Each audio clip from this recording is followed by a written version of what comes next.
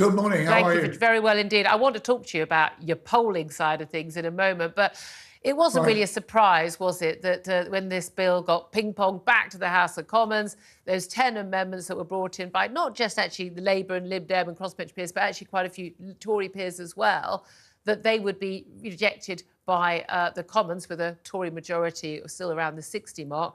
But tell us what actually happens now.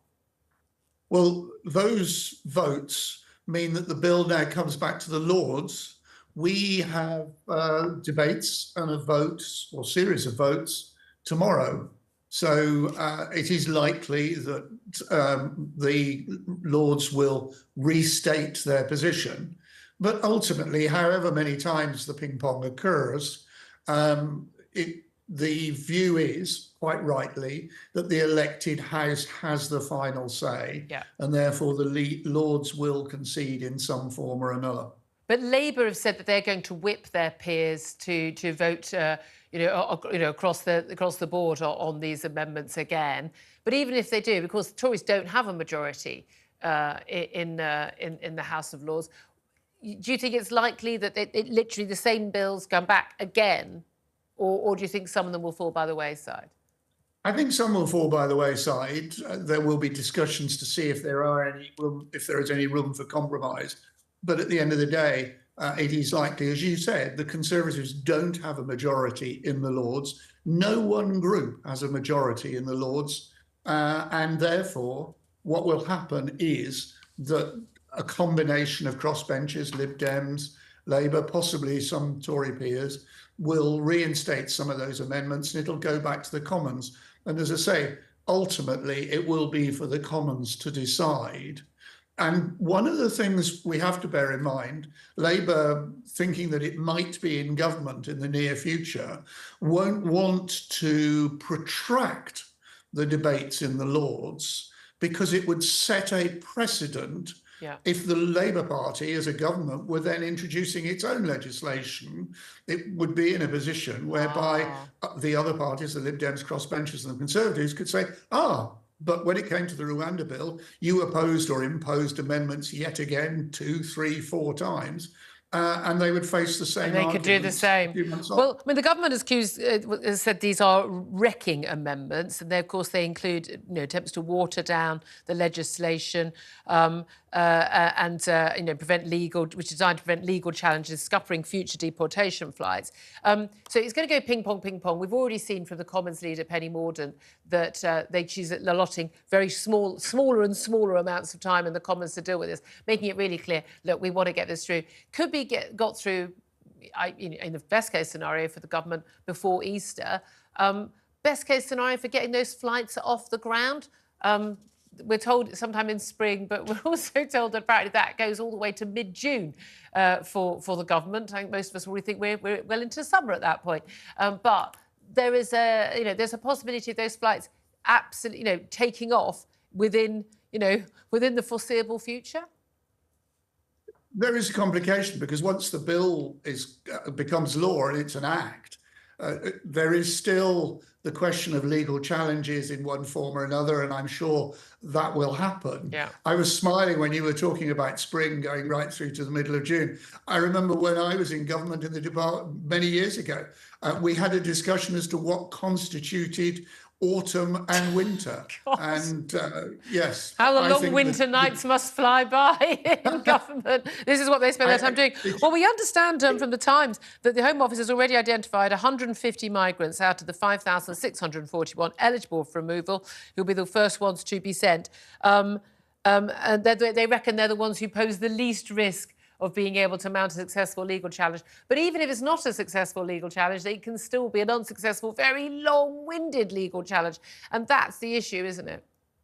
That's the fear that the government obviously has. But having said that, although, and you were discussing earlier on the impact of the numbers involved, it has become emblematic of the government's determination to tackle illegal immigration. So getting a few people there, and that's why the significance of the flights which you asked about is so important. And there could be legal challenges, but at that point, the government will be saying, we've done what we can support us because we are determined to enforce this policy. Yeah, well, we shall see again whether it actually achieves anything. Look, you're a pollster as well as a Conservative peer. Does getting people on those flights, even if it's half a dozen or 150, or even if it's 3,000, does that actually do anything, do you think, to change the poll ratings for the Conservatives, given the doldrums they're in right now?